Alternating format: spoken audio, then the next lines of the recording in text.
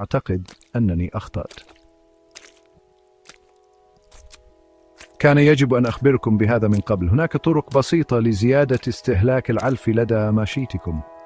كل شيء يبدأ بتحسين الهضم وزيادة الشهية وعزيز امتصاص المواد الغذائية. أولاً، إنزيمات الهضم مثل الأميليز تساعد على تكسير النشا لمزيد من الطاقة، والبروتياز يساعد على هضم البروتين، والليباز يعزز امتصاص الدهون.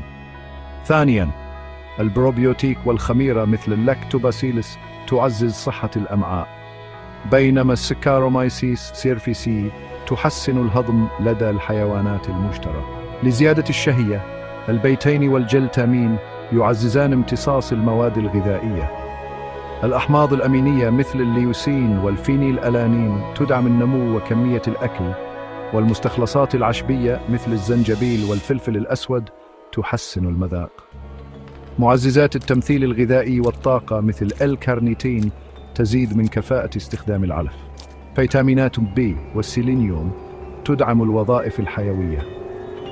أخيراً، الأحماض العضوية مثل حمض الفورميك تقلل من البكتيريا الضارة، وحمض الستريك يعزز امتصاص المعادن.